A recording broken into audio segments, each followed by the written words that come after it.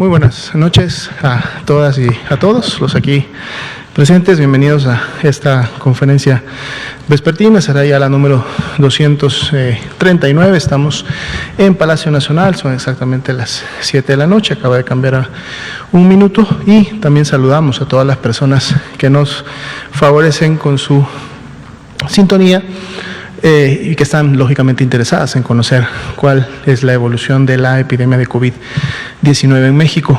Hoy día está nuevamente con nosotros el doctor Ruy López Ridaura. Vamos a conducir entre ambos la conferencia de esta noche y además de la actualización del escenario nacional, como lo hacemos todas las noches, el doctor López Ridaura nos hablará sobre los trabajos que se están realizando. Ya se tiene prácticamente un mes trabajando en la optimización de la atención médica hospitalaria. Como ustedes han visto, noche tras noche, prácticamente del último mes y medio, la ocupación hospitalaria ha disminuido a niveles importantes en la gran mayoría de los estados, y es por eso que al haber en su momento camas disponibles o tener personal especializado que puede concentrar la atención precisamente en unidades designadas, es que se tiene ya este mes trabajando para que esto suceda. Pero el doctor López Ridaura nos va a ampliar en relación a este tema, que también es importante para incrementar siempre la calidad de la atención médica, sobre todo en el segundo y tercer nivel de atención. Vamos a iniciar entonces con los datos nacionales. Ya decíamos, conferencia vespertina número 239, la que estamos iniciando en el día 149 de la nueva normalidad. Estamos ya en el segundo día de la última semana del mes de octubre y precisamente hoy, lunes 26 de octubre, inició su vigencia el semáforo de riesgo COVID que empezamos a dar a conocer desde el pasado viernes. Si vemos por favor en la siguiente diapositiva, aquí tenemos el semáforo de riesgo que entró en vigencia el día de hoy. Tenemos en el nivel máximo a una entidad federativa, el estado de Chihuahua. Tenemos en el nivel de riesgo alto a 19 entidades federativas representadas por el color naranja en el mapa. En el nivel de riesgo medio tenemos a 11 entidades federativas representadas por el color amarillo en el mapa, y finalmente ya en esta ocasión, digamos, repitiendo ya por tercera vez en función de las mediciones de riesgo que se han hecho, en el nivel más bajo del riesgo al estado de Campeche. Es importante en un primer paso conocer sí los niveles de riesgo, pero la invitación a la población es que en la medida que conozcan el nivel de riesgo en el cual se encuentra su entidad federativa, es importante informarse y más importante aplicar, implementar, poner en práctica las medidas para cada uno de los niveles de riesgo, porque si yo resido en una entidad federativa que está en un color amarillo, mis acciones van a ser diferentes de las que están en un naranja, más aún en un rojo o la de un verde. Es por eso que la autoridad local, sea la entidad federativa, es decir, la autoridad estatal o en su momento la autoridad municipal, son las que implementan ya de manera directa y local estas acciones que siempre tienen como principal objetivo disminuir los contagios, la transmisión de la enfermedad a través de regular las acciones precisamente en el espacio público. Entonces, muy atentos a la población porque, como pueden ver, la epidemia es asincrónica, se comporta de manera diferente en los diferentes estados de la República, por lo tanto hay que estar muy atentos a cuáles son esas medidas específicas para el lugar en donde yo vivo, atenderlas, conocerlas, pero lo más importante, ponerlas en práctica. Vamos a ver la siguiente diapositiva. Actualizaríamos ahora sí los números a nivel nacional. En nuestra gráfica, nuestra curva epidémica de barras apiladas, cada una de las barras está para cada una de las semanas epidemiológicas. El día de ayer empezamos ya a ver el comportamiento de la semana epidemiológica 42. Como podemos ver, la altura de la semana 42 abrió el día de ayer siendo menor que la semana 41 y prácticamente con una altura ya similar a la semana 40. Algo que vemos distribuido en estas barras de diferentes colores es precisamente estas más de ya 2.300.000 personas que han sido clasificadas como casos sospechosos de COVID-19 y por lo tanto han ingresado al protocolo de estudio, que en la gran mayoría de ellos incluye la toma de la muestra, pero también muy importante la atención médica. En la gran mayoría una atención médica, en este caso de tipo comunitario, de tipo ambulatorio y en un porcentaje menor atención hospitalaria por ser también casos graves. En las barras de color naranja están distribuidos por esa misma fecha de inicio de síntomas en la semana epidemiológica las personas que ya salieron negativas a la prueba. Para el día de hoy, más de 1.078.000. Y en las barras de color café, que están en la parte baja, más de 895.000 personas, que son las que han sido ya clasificadas como los casos confirmados de COVID-19 al corte del día de hoy. Dentro de este grupo de casos confirmados se encuentran también las lamentables defunciones que hasta el momento han ocurrido a consecuencia de las complicaciones de la enfermedad. Para el día de hoy, 89.171. Porcentaje de positividad continúa igual al que en su momento abrimos para esta semana 42, que es el 40%. Vemos una disminución que ocurrió en este porcentaje de positividad entre la 41 y la 42, pero aún no llega a los niveles más bajos que en algún momento habíamos tenido ya en semanas previas, como la 39, como la 40, pero vamos a estarle dando seguimiento al comportamiento de este porcentaje de positividad. Si vemos la siguiente diapositiva, precisamente usando este porcentaje de positividad para cada una de las semanas, es que podemos graficar la curva de casos estimados y en su momento precisamente estimar que ya para el corte de hoy podrían haber más de 1.036.000 personas clasificadas como COVID-19, es decir, casos confirmados. Pero lo importante de la gráfica de la curva de casos estimados es poder ver su comportamiento y sus tendencias, y es lo que vemos o revisamos todas las noches. El día de ayer abríamos con un menos 7% para efectos de una reducción entre la semana 41-42, el día de hoy es menos 6%, continúa esta reducción todavía, aunque sabemos que muy probablemente la reducción, en la medida que pasen los siguientes días de esta semana, de seguro y va también a disminuir. Sin embargo, es bueno ver que la tendencia ascendente que teníamos en las 2 semanas previas, al menos no es una tendencia que continúa en la semana 42, sino que vuelve nuevamente a disminuir, y la expectativa es que pudiera al final de la semana estabilizarse en una meseta, lo cual también es una buena noticia. Lógicamente todavía no regresamos a niveles de descenso como los que tuvimos, por ejemplo, en la semana 39, pero en la medida que las acciones de prevención y de mitigación comunitaria se continúen implementando y todos juntos las sigamos poniendo en práctica, entonces es que podremos como sociedad lograr la disminución de esta curva epidémica. Más de 655.000 también son las personas que están ya estimadas como recuperadas, que ya han vencido el COVID-19, y nuestros casos activos estimados para el día de hoy vuelve a ser de un 4% en relación al total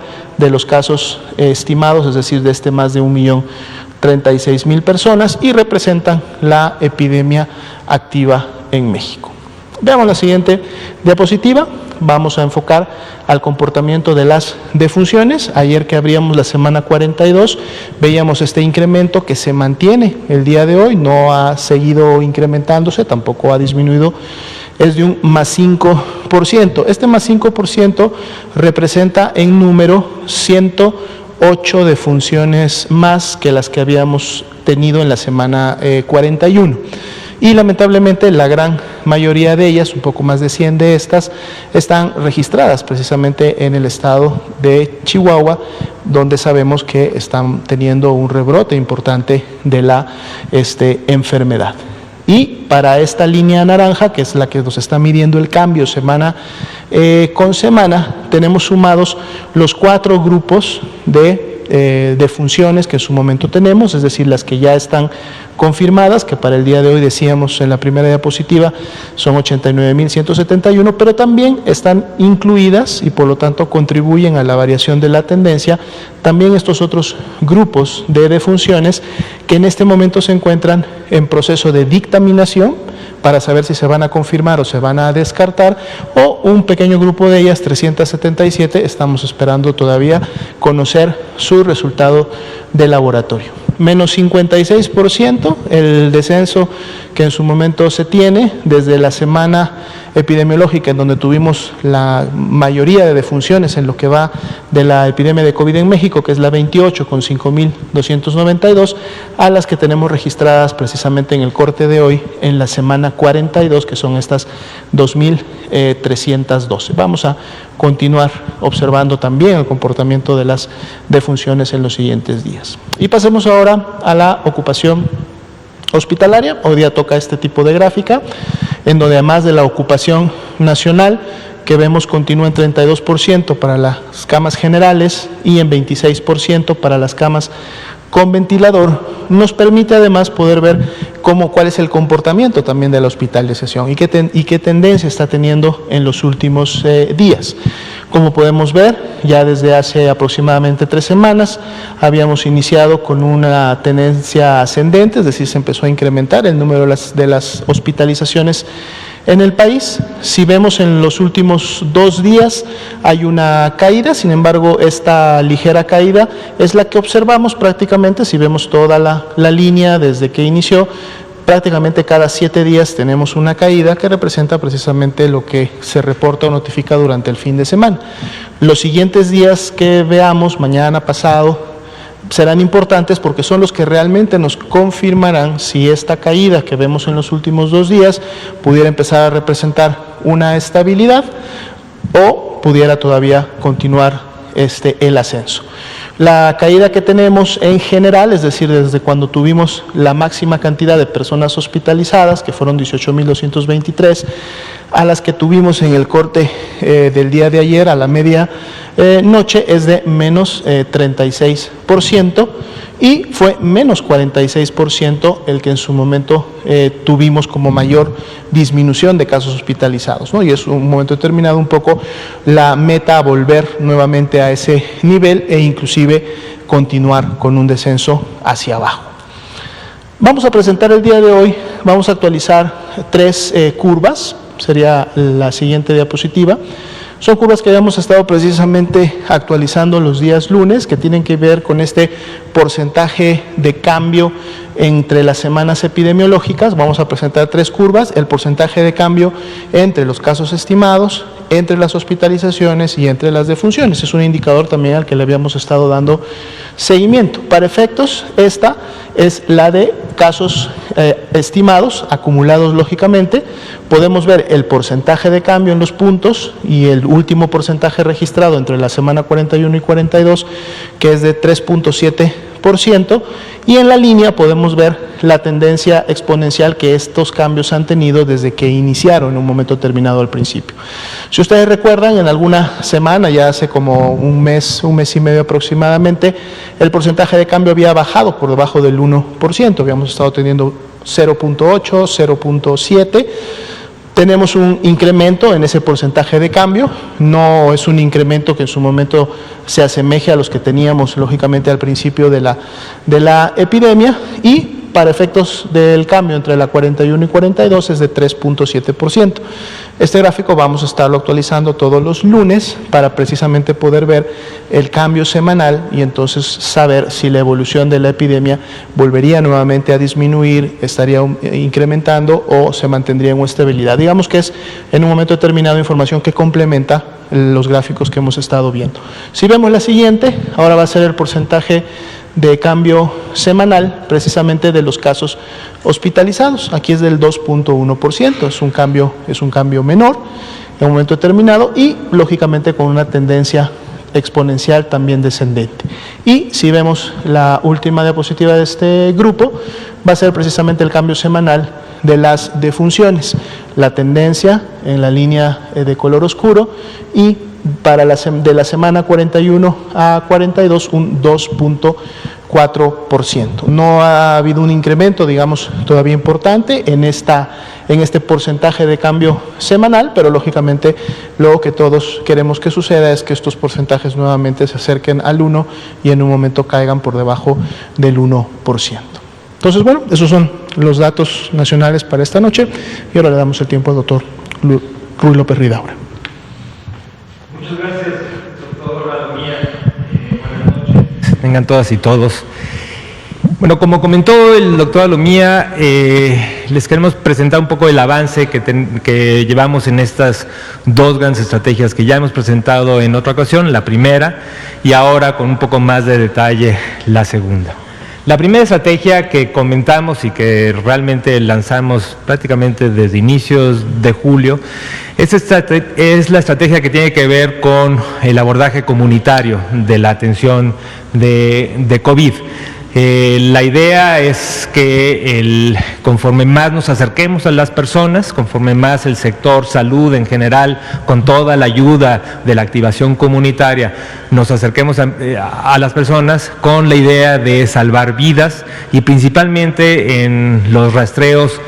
La idea es hacer estos grandes barridos casa por casa en zonas prioritarias, ir identificando activamente a los posibles casos sospechosos, ir identificando a la población de riesgo que puede complicarse, y especialmente la estrategia también va dirigida a cuando tenemos casos sospechosos en personas de alto riesgo de complicarse, tener una atención médica y un monitoreo continuo. Un monitoreo continuo que a través de diferentes indicadores, entre ellos oximetría de pulso, temperatura, signos y síntomas, podamos detectar mucho más temprano la posibilidad de complicación y entonces tener un esfuerzo de hospitalización anticipada, por lo tanto, tratando de disminuir el riesgo de complicación más severa y por lo tanto disminuir la posibilidad de muerte. Esta es una estrategia que lanzamos, comentamos con cada una de las entidades desde julio, y desde julio a la fecha cada entidad tiene diferentes modalidades. Lo que estamos haciendo ahora es, junto con el INSABI y con las instituciones también del sector, monitorear cómo va cada una de las estrategias y en caso de que se requiera algún tipo de apoyo federal, poder contribuir para acelerar, para reforzar estas estrategias. El otro componente, que es el que vamos a dar un poco más de detalle, también se presentó este lineamiento sobre la guía de continuidad de la operación. Es un lineamiento que se publicó ya hace más de un mes y fue principalmente un lineamiento sectorial que lo que buscaba era orientar tanto a todas las instituciones del sector como a cada una de las entidades federativas, el tener cuáles serían como las buenas prácticas para que los hospitales fueran cada vez incrementando sus capacidades de continuar con la operación de atención no COVID. Pero siempre manteniendo con protocolos estrictos la posibilidad de tener tanto la detección, los filtros al inicio, al ingreso de los hospitales para ver casos sospechosos de enfermedad respiratoria y en su caso tener hospitales, la gran mayoría híbridos que les llamamos, es decir, que atienden tanto pacientes con sospecha de COVID como pacientes sin COVID y tenerlos en diferentes zonas del hospital, en diferentes pisos, para evitar así la posibilidad de brotes dentro del mismo hospital. Entonces estos protocolos se realizaron, se difundieron, se han estado implementando en cada una de las unidades. Y la idea que ahora con este plan sectorial de optimización fue tomar los dos componentes y enfocarnos en dos grandes aspectos. Uno, en seleccionar aquellas unidades que tengan la posibilidad de tener una mayor capacidad resolutiva para pacientes COVID, unidades hospitales de concentración. Y otro es escoger otras unidades que pudieran estar todavía más cercanas a las personas, que pudieran servir como este tipo de hospitalización anticipada, especialmente en los grupos de alto riesgo.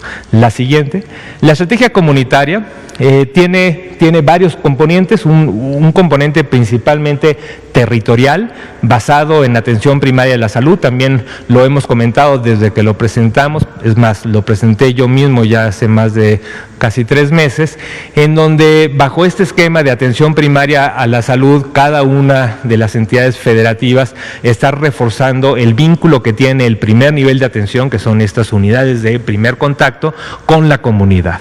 Y con estas brigadas, hablábamos de 3 tipos de brigadas: una brigada comunitaria que va haciendo estos barridos, una brigada un poco más especializada donde ya hay personal de salud que puede hacer tanto la revisión, evaluación clínica en domicilio o vía telefónica de aquellos pacientes que tienen riesgo de complicarse, y tener esta parte de riesgo comunitario. Cada entidad está priorizando en sus diferentes regiones donde hay mayor actividad de transmisión de la enfermedad, es donde se priorizan las zonas de barrido. El otro componente es el componente clínico, donde también se han establecido protocolos específicos que desde la Federación, con la colaboración de grupos de expertos, hemos publicado, difundido, y también en estrategias de capacitación hacia las entidades federativas, tratando de incrementar estas capacidades. También en muchas entidades se han incluido dentro de esta estrategia alternativas de telesalud y telemonitoreo a través de telefonía celular, y también con un componente muy claro de georreferencia, es decir, podemos ubicar precisamente lo que está pasando, qué tan cercanas son las unidades hospitalarias, para que en caso, y ha habido ocasiones donde tenemos que echar mano de unidades hospitalarias móviles para que puedan tener atención más cercana en las personas. Y por último, también es importante que toda esta estrategia esté ligada a las redes integradas, es decir, toda la comunicación que debe tener un paciente que llega desde el primer contacto se puede evaluar, y si requiere hospitalización, tener claro cuáles son las unidades que van a estar seleccionadas para una mejor hospitalización, y también un centro regulador que permita a favorecer el traslado de pacientes con unidades, con ambulancias, el traslado de pacientes desde el primer nivel hacia niveles de mayor resolución.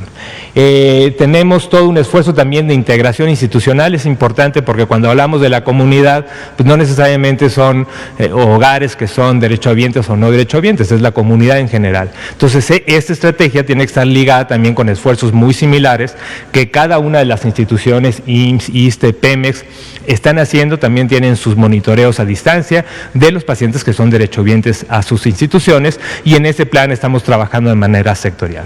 La siguiente, por favor. Desde el punto de vista de la parte de concentrar las capacidades hospitalarias en aquellas unidades que tengan mayor indicadores de calidad, realmente estos son como los principios que presentamos. Esto fue una presentación que también hicimos, la hemos venido haciendo en diferentes escenarios, pero para que ya se formalice como un acuerdo, lo presentamos tanto en la Comisión de Salud Pública del Consejo Nacional de Salud, que es el CONASA, que, como saben, está representado por cada una de las 32 secretarías de salud, y además de del sector, de las unidades institucionales federales. Se presentó esto en la Comisión de Salud Pública, que fue cuando se mencionó, creo que lo mencionó el doctor López-Gatell, y el miércoles finalmente se presentó en el Pleno, y de manera unánime se aprobó la estrategia, y con base en estos principios y recomendaciones.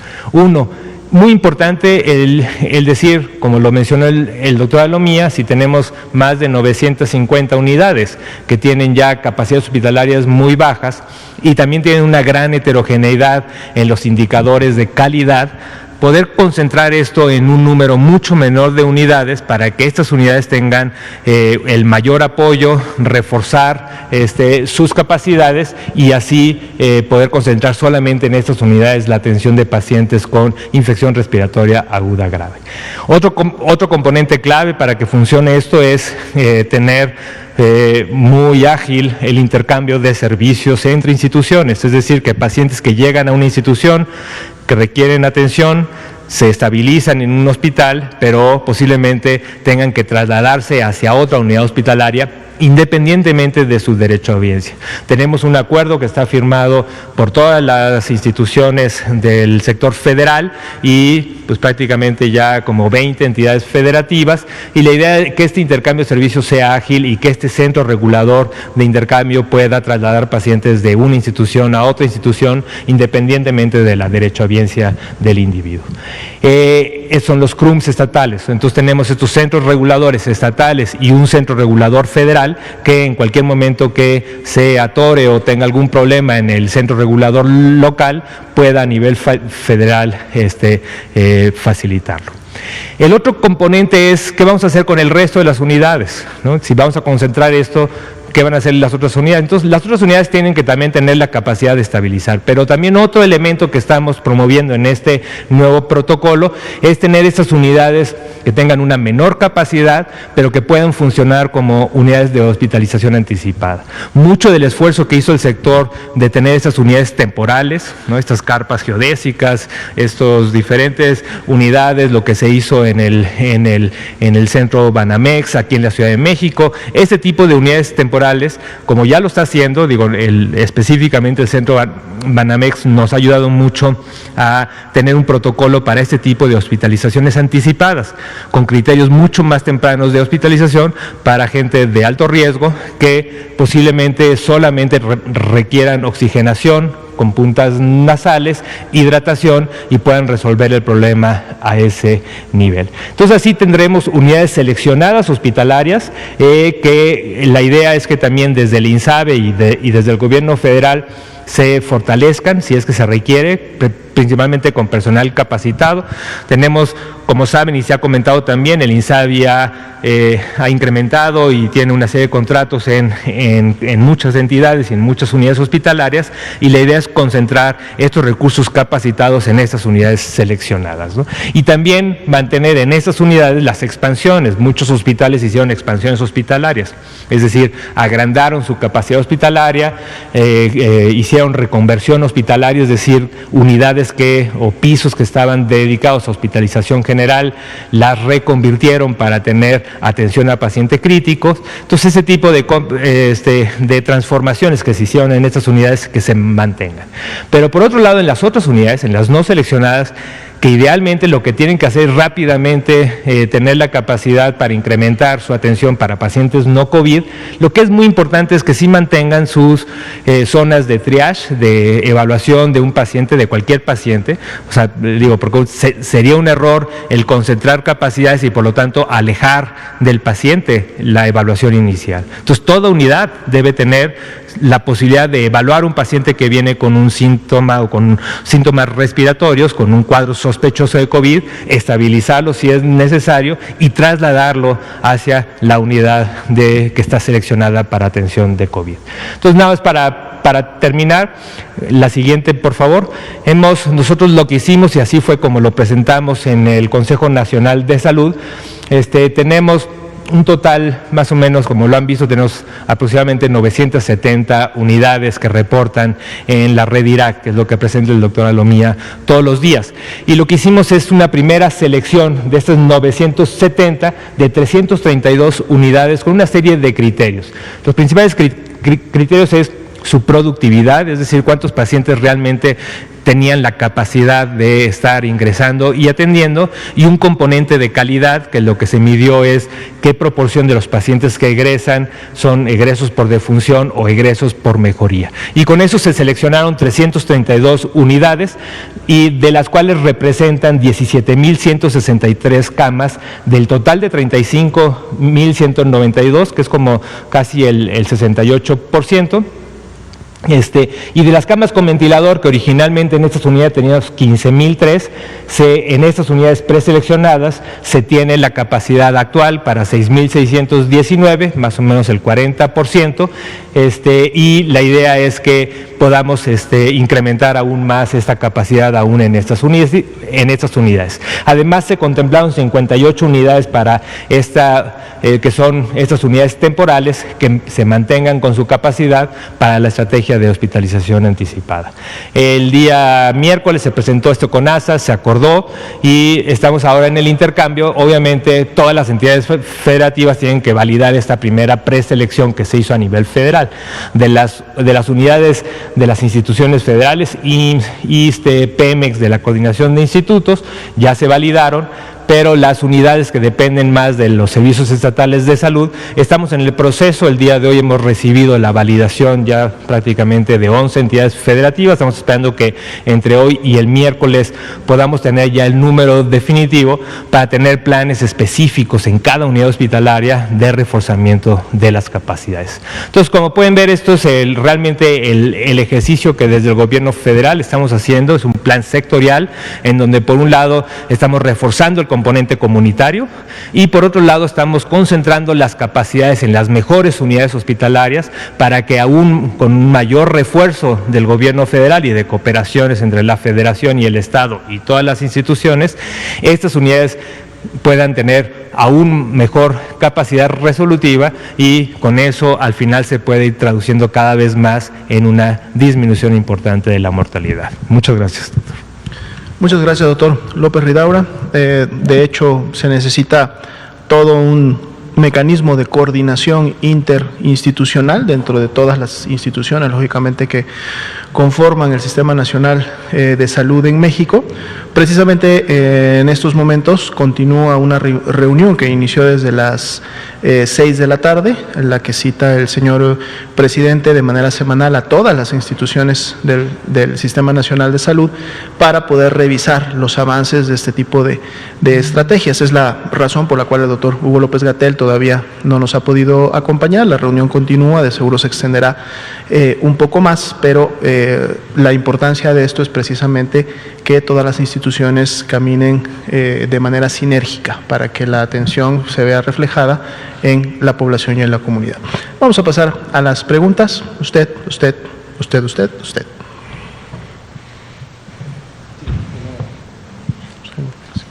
Gracias. Preguntarle al doctor Ruy que si las 332 unidades se suman a las 58 unidades más, las que no estaban contempladas dentro del primer total. Nada más es si me puede precisar. Y preguntarle al doctor Alomía, ¿a partir de cuándo se considera un brote en cierta comunidad? Es decir, me acuerdo que durante las primeras conferencias de prensa hablaban de si eran de 3 a 5 o más personas en una sola comunidad, llámese conferencia de prensa o llámese Senado de la República, se podrá considerar un brote dentro de esa comunidad. Si me puede, por favor, comentar al respecto. Gracias. Sí, muchas gracias por la pregunta. Para aclarar, entonces son 332 unidades preseleccionadas. Son hospitales que tienen tanto la capacidad para atender pacientes de hospitalización general y pacientes en estado crítico, con ventilación y con el equipo multidisciplinario que se requiere. Las otras 58 unidades son unidades que se establecieron en comunidades temporales y que después de una plática con cada una de las entidades federativas hemos identificado que es una buena oportunidad para mantenerlas en activo, tal vez no para la atención del paciente crítico, pero sí para la hospitalización anticipada. Entonces sí son adicionales y estamos ahora estableciendo una serie de parámetros y algoritmos que también se publicaron para este tipo de unidades, en lo que nos ha ayudado mucho la experiencia local. Estuvimos platicando mucho con la experiencia en Tamaulipas, que tiene varias de estas unidades, en Tabasco, en la Ciudad de México y en muchas otras entidades que nos están ayudando a conformar este protocolo de buenas prácticas para este tipo de unidades. Gracias. En relación al tema de los brotes, justo lo estábamos comunicando un poco el día sábado que presentamos esta información en relación al estudio de brotes. El brote como tal tiene una definición técnica. Y la definición técnica, es decir, para considerar que es un brote, deben de cumplirse al menos 4 criterios, o básicamente son 4 criterios los que deben de cumplirse.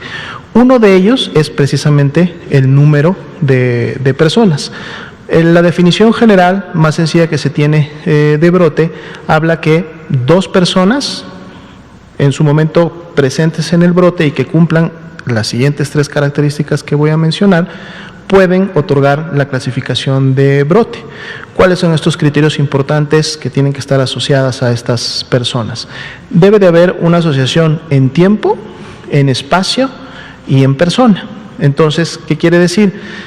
Que el estudio de brote lo que pretende es, uno, identificar cuál fue la fuente del contagio, es decir, quién inició las cadenas de transmisión que en un momento determinado llevaron a un brote. Por lo tanto, las personas involucradas en un brote, que pueden ser de 2 en adelante, de hecho hay una excepción a la regla, lo comentábamos también el sábado, en donde podría considerarse un brote a solamente una persona. Sí, podría considerarse que una sola persona es un brote cuando la enfermedad que padece esta persona no se había registrado en su lugar de residencia, en su zona geográfica o en el país. Y comentábamos que precisamente COVID-19, por ser una enfermedad nueva, allá por el mes de febrero, cuando tuvimos los primeros casos, pues prácticamente cada una de estas personas pudo considerarse como un brote. Pero bueno, COVID ya lógicamente tiene muchas semanas, meses que está circulando, entonces para efectos de México ya es la definición en donde al menos 2 o más personas tienen que estar asociadas. En tiempo quiere decir que precisamente los contagios que sucedieron entre este grupo de personas deben de cumplir con los criterios de los periodos de incubación. Toda enfermedad tiene un periodo de incubación que se expresa por el microorganismo que la produce en función de la historia natural, es decir, de la evolución de la enfermedad. Para fines de COVID-19, precisamente hemos hablado también en muchas conferencias que este periodo puede ser de hasta 14 días, es decir, una persona que se contagia puede terminar expresando signos y síntomas de la enfermedad hasta 14 días después de haberse contagiado. Ese es el rango máximo. Pero ¿cuál ha sido el rango medio observado? Es decir, ¿cuál es lo común que se ve en las personas que enferman de COVID-19? Entre 5 y 6 días. Si yo en este momento, por algún mecanismo me contagio, llega el virus a mis vías respiratorias, estamos hoy día lunes, martes, miércoles, jueves, viernes, sábado. Lo más probable es que si me contagié hoy lunes, entre el sábado y el domingo, es cuando tengo la mayor probabilidad de expresar síntomas, si es que los llego a expresar. Recordemos que COVID también puede causar infección asintomática. Pero si no los desarrollo sábado y domingo, todavía podría generarlos, como digo, hasta 14 días después. Entonces, las personas que están integradas en un brote deben de cumplir con estos criterios. O sea, es decir, la persona que en su momento se presume inició con la cadena de contagios debe de estar dentro de esos periodos de, en su momento de incubación. El otro criterio que tiene que ver con el lugar y con la persona, precisamente se refiere a que exista la posibilidad de que la persona haya contagiado. Yo puedo tener muchos casos en una localidad, en una zona, inclusive en una colonia o en una cuadra, ¿sí? Puedo tener muchos casos, pero no basta con el hecho de que residan en la colonia. A lo mejor todos viven en la cuadra 5 de la colonia B. Por ese simple hecho todavía no es un brote. El estudio de brote tiene que identificar que todas esas personas que viven en esa misma cuadra o que están en ese mismo espacio tuvieron relación, tuvieron contacto y por lo tanto pudieron contagiarse, porque yo puedo tener 20 personas enfermas en una cuadra, pero cada una de esas 20 pudo haberse contagiado en diferentes lugares a donde vive. Una pudo haberse contagiado en su trabajo, otra pudo haberse contagiado en la universidad, otra pudo haberse contagiado en el supermercado, en el centro comercial, etcétera, etcétera. Por eso el estudio epidemiológico, y es importante comentarlo, por eso el estudio de brotes tiene toda una metodología, o sea, hay toda una práctica académica para implementar este tipo de estudios, lo realizan las personas que están en su momento técnicamente capacitadas para poder identificar y entonces en su momento precisar que efectivamente sucedió un brote.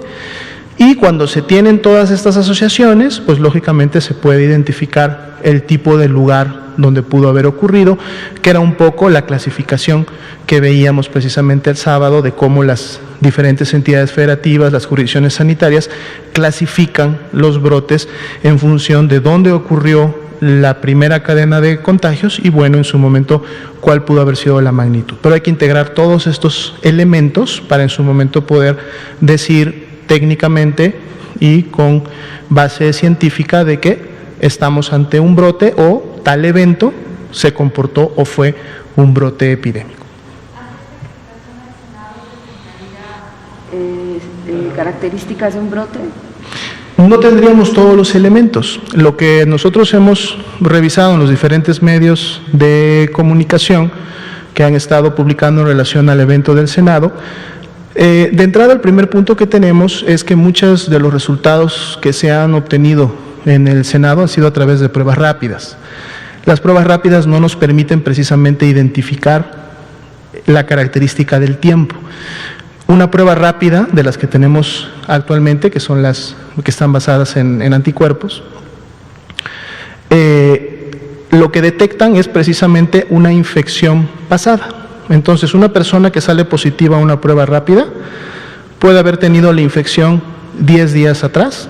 Recordemos que el tiempo que demora en dar una prueba rápida positiva es alrededor de 10 días, porque es lo que se necesita para que se incrementen los anticuerpos y por lo tanto la prueba pueda salir positiva.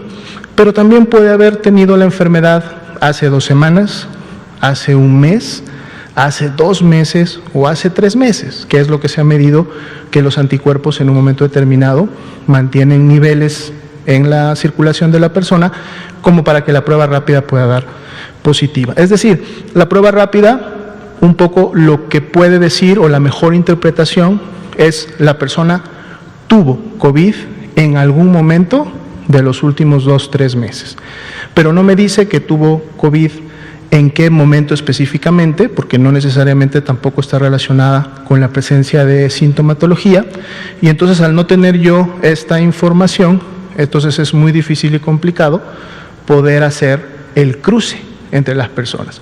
Tengo entendido también a través de los medios de comunicación que se van a implementar toma de muestras ya por PCR, es decir, por reacción en cadena polimerasa, que es la prueba confirmatoria. Aquí también hay que tener cuidado, porque lo que recordemos hace PCR es precisamente identificar la presencia del virus en las vías respiratorias. Lo que un resultado positivo de PCR me dice es, hay presencia del virus SARS-CoV-2 en la faringe, que fue donde tomé la muestra. Si cuando tomé la muestra esta persona estaba presentando signos y síntomas de enfermedad, entonces puedo decir que era un caso de COVID-19. Si la persona no estaba presentando signos y síntomas de enfermedad, pues entonces la clasificaría en ese momento como un portador, es decir, se contagió, pero al menos hasta ese momento no había desarrollado la enfermedad. ¿La puede desarrollar? Y es aquí donde viene el punto, sí, porque como acabo de comentar, el periodo de incubación puede ir hasta 14 días. Entonces, si yo detecto una persona positiva sin síntomas, es por eso la indicación de que esta persona debe de ir a resguardo, porque en los siguientes 14 días pudiera desarrollar signos y síntomas y por lo tanto convertirse en un caso. Ahora, lo contrario, si esa persona sale negativa, esa persona es negativa para el día en que se tomó la prueba. Es decir, se toma hoy día lunes, sale negativa, no tiene el virus SARS-CoV-2 en sus vías respiratorias. Pero eso no quiere decir que el día de mañana esa persona se contagie y en los siguientes 5 o 6 días desarrolle la enfermedad. Es decir, si yo implemento una medida de toma de pruebas por PCR para tratar de evitar que una persona se contagie, realmente el resultado es mínimo, porque la prueba no es para no contagiarse. La prueba solamente me evidencia en un momento determinado si hay o no presencia del virus. Por eso, el hecho de que yo me haya tomado la prueba y sea hoy negativo, no me protege ni me garantiza de que mañana me pueda contagiar, y me pueda contagiar en cualquiera de los lugares públicos que en su momento pueden haber, ¿no? Y, lógicamente, el mejor momento para tomarse la prueba confirmatoria, en este caso el PCR, es cuando la persona está presentando signos y síntomas de la enfermedad, porque también una persona pudiera tener una infección reciente en donde la carga viral, es decir, la replicación que el virus está llevando a cabo en sus vías respiratorias, todavía no ha alcanzado el nivel que permita que la prueba lo detecte.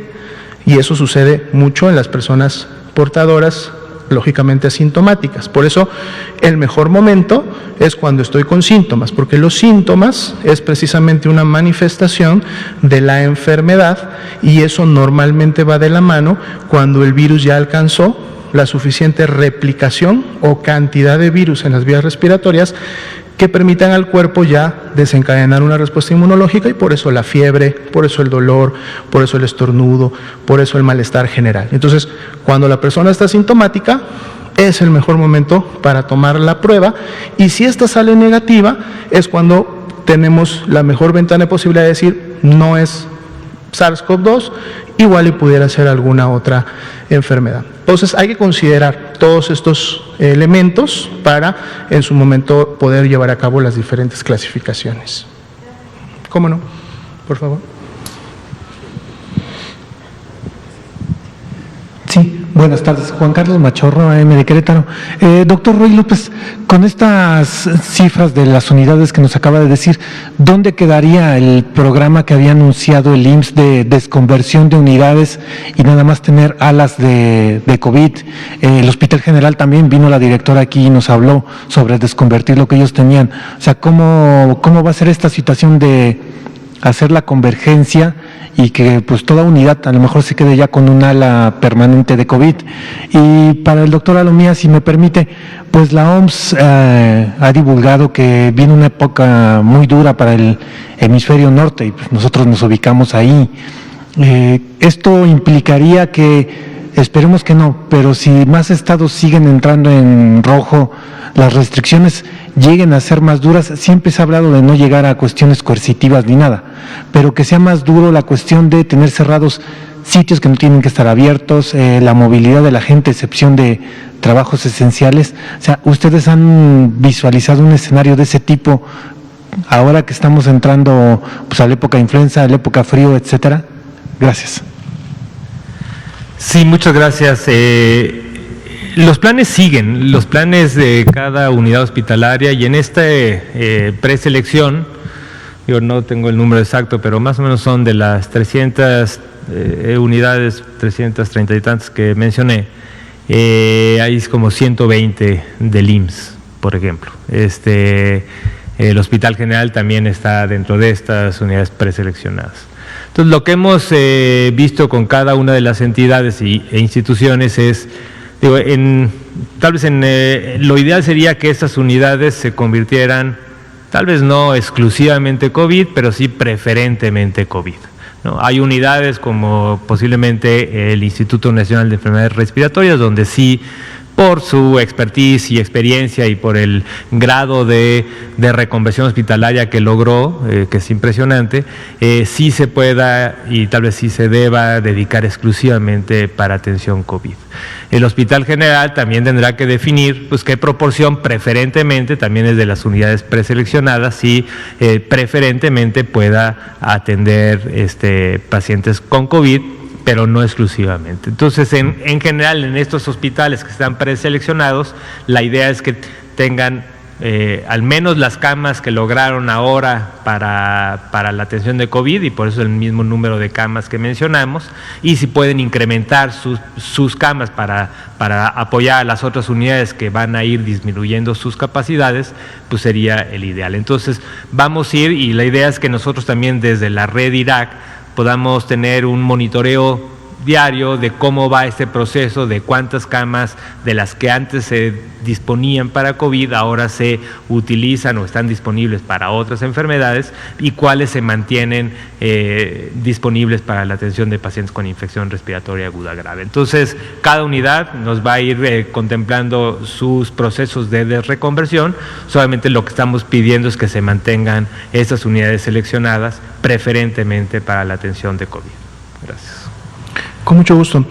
Precisamente la expectativa que en su momento pudiéramos tener en relación a que se tuvieran que incrementar las medidas dirigidas a disminuir la movilidad en el espacio público y por lo tanto algunas serie de restricciones para que esto suceda, las podemos ver precisamente representadas en el semáforo de riesgo COVID, dado que es uno de sus objetivos principales.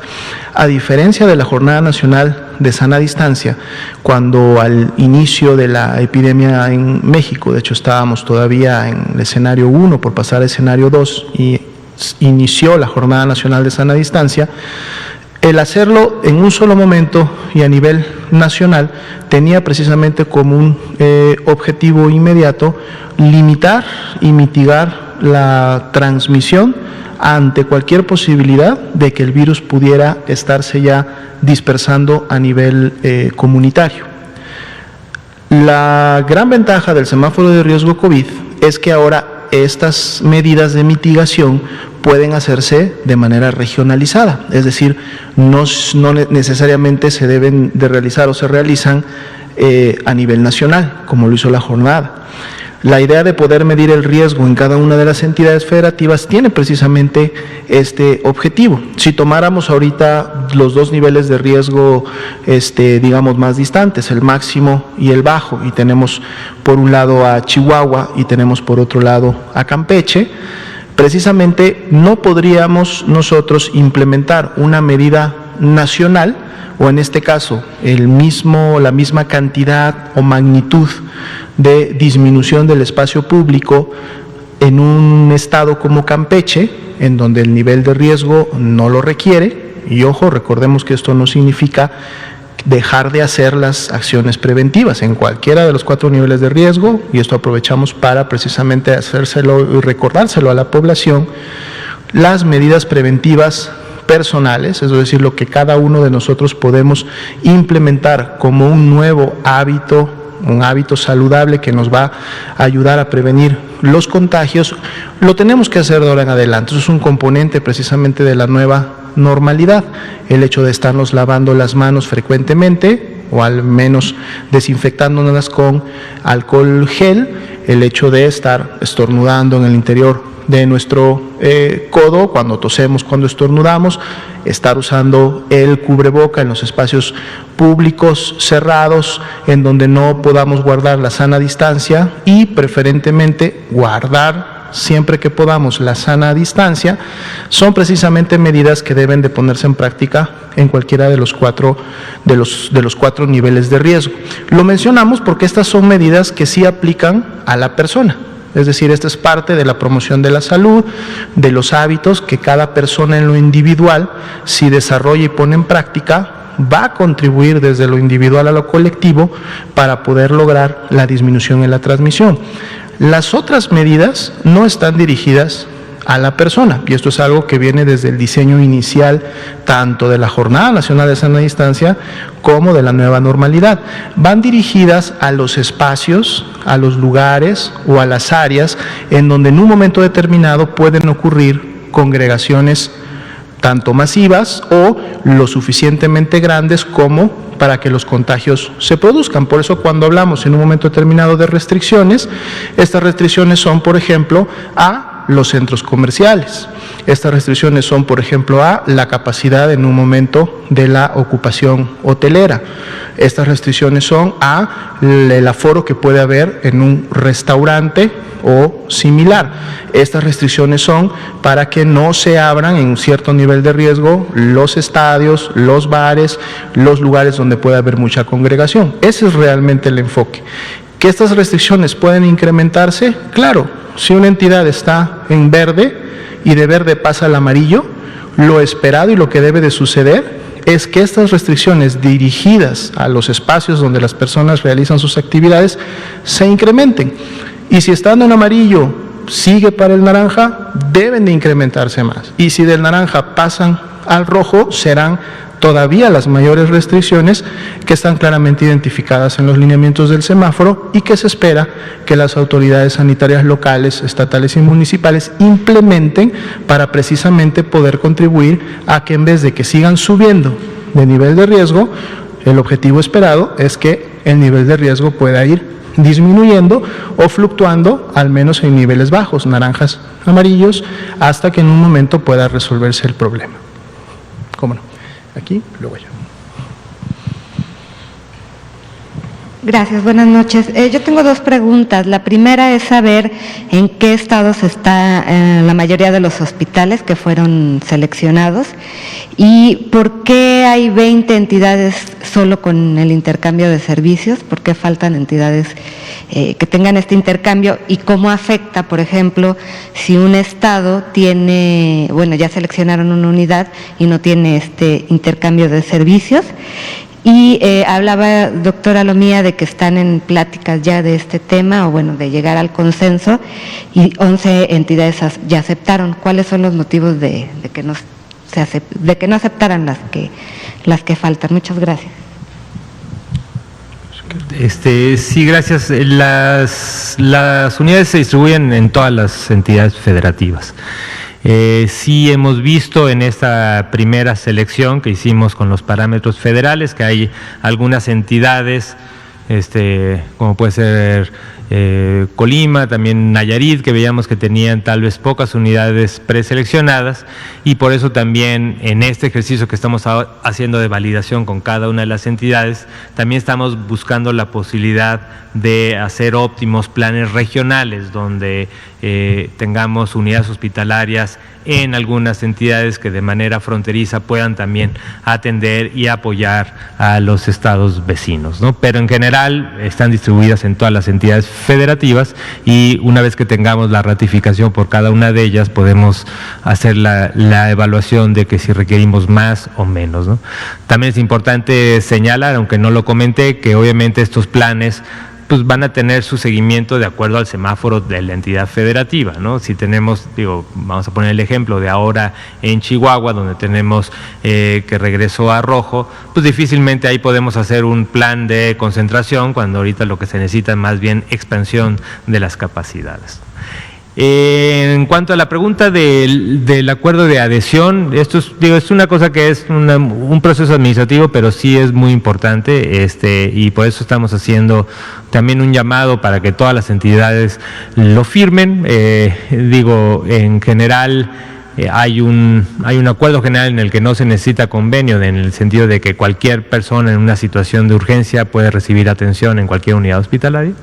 Y eso es para el caso, pero normalmente para este tipo de situaciones, una vez que se estabiliza un paciente, normalmente se trasladan los pacientes hacia las unidades para las que son derechohabientes o a las unidades para los no derechohabientes.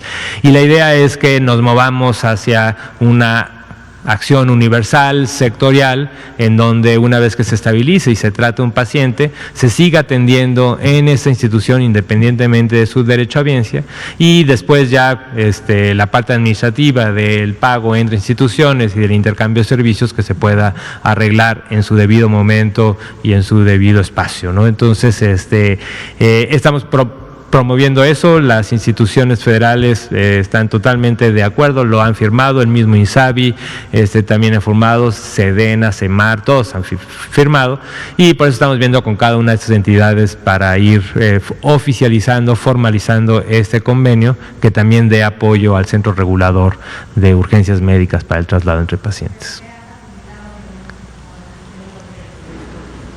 Eso ha sido un poco la voluntad de la entidad federativa, ¿no? Entonces, estas entidades federativas firmaron, y estamos viendo con el resto de las entidades federativas que se oficialice, porque eso no quiere decir que no se han hecho intercambio de servicios. Tal vez es que no se han adherido formalmente al convenio, y sí creemos nosotros importante que sea de manera oficial, formal, en este convenio de adhesión que está, este convenio lo trabajamos en abril, ¿no? O sea que llevamos meses ya con ese convenio, sigue vigente, y de abril a la fecha se han ido adhiriendo las entidades federativas. En la primera semana, cuando se hizo el convenio, eran solamente 7 unidades que estaban adheridas, llegamos a 20 y la idea es que se incremente al tener la totalidad. Nos quedarían unos 20 segundos para una última pregunta. Buenas noches, doctores. Carlos Avaroa, del 1+1. Doctora Lomía, una pregunta. El Senado de la República se reunió la semana pasada en una sesión maratónica. La información que tenemos es de que se había autorizado, se pidió la opinión a la Secretaría de Salud al respecto para realizar esta reunión en el recinto de Jicotenca, el viejo Senado.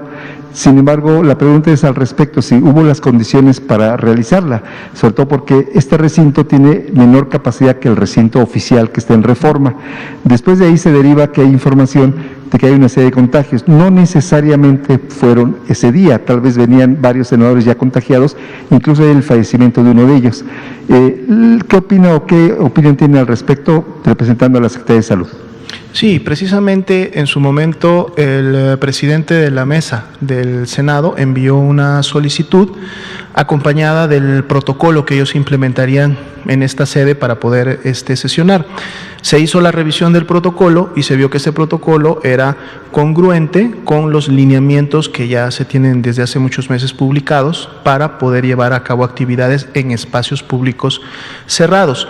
En función precisamente del tamaño, una de las características de este protocolo era que solamente el 50% de los senadores convocados estarían al interior del recinto y la otra mitad estaría en un patio exterior que estaba siendo o fue acondicionado para efectos de que se pudiera tener la presencia correspondiente. Hay que recordar que la implementación de los protocolos, es decir, poner en práctica todo lo que los protocolos propios o los lineamientos federales en un momento determinado refieren, están lógicamente a cargo de las personas que organizan el evento. Pero la evaluación que se hizo del protocolo presentado era, como le digo, congruente y correcta en relación a los lineamientos. Y en el último punto, solo comentar, efectivamente, son diferentes personas que en su momento han expresado haberse contagiado. En algunos de ellos se ha podido acceder al estudio epidemiológico y por lo tanto a todos los datos correspondientes a su infección y evolución, y de los que se han revisado hasta el momento no se han encontrado elementos en base a las fechas de inicio de síntomas y los periodos de incubación de que los contagios hayan producido ese martes en la noche, es decir, no hay esa evidencia como tal, además de que muchos de los casos lógicamente fueron positivos por pruebas rápidas y tenemos este tema del que ya hablamos. Bien, pues muchas gracias a todos, nos veremos el día de mañana para seguir compartiendo información. Gracias.